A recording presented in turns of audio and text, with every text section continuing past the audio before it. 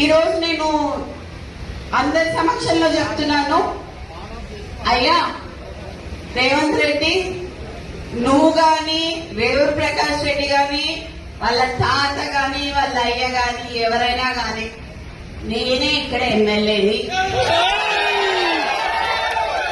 ఖచ్చితంగా నేనే నిల్చుంటా, నేనే గెలుస్తా. అర్థమైందా? ఈ సందర్భంగా నేను మీకు ఇక్కడ నుంచే చెప్తున్నా, నువ్వు ఇప్పుడు రాజీనామా చేయమని చెప్పు, ఇప్పుడు ఇద్దరం నిల్చున్నాము, ఎవరు గెలుస్తారో చూద్దాము. నువ్వు వచ్చి క్యాన్వసింగ్ చేయి, నువ్వు వచ్చి క్యాన్వసింగ్ చేయి రేవూరు ప్రకాష్ రెడ్డికి. నేను ఇండిపెండెంట్ అయినా నిల్చుంటా, ఒకవేళ కాంగ్రెస్ పార్టీ టికెట్ ఇవ్వకపోతే ఎట్లయినా కూడా నేను గెలుస్తా అని చెప్తున్నా. ఈసారి పర్గాల ఎమ్మెల్యేగా నేను పోటీ చేస్తానని ఈ సందర్భంగా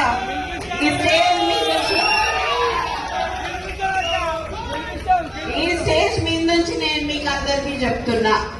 ఇది గతంలో చెప్పినా, కానీ ఇవాళ నేను ఎందుకు చెప్తున్నా అంటే 2 ఏళ్లుగా గెలిపేయమని చెప్పి అసందర్భంగా మాట్లాడిండు కాబట్టి, అనవసరంగా నన్ను రెచ్చగొట్టిండు కాబట్టి నేను ఇలా రావాల్సి వచ్చింది, ఇంత మాట్లాడాల్సి వచ్చింది.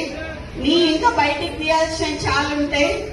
నువ్వు ఇంటెలిజెన్స్ రిపోర్ట్స్ తెప్పించుకొని ఇవాళ మా లీడర్లందరూ ఇళ్ల దగ్గర పోలీసులను పెట్టావు, నువ్వు ఇంటెలిజెన్స్ రిపోర్ట్ తెప్పించుకొని. ఎందుకంత భయం నీకు? నువ్వు మాట్లాడింది తప్పని నీకు కూడా తెలుసు కాబట్టి.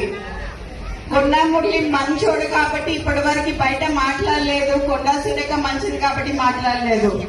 చిత్తగట్ల కాదు,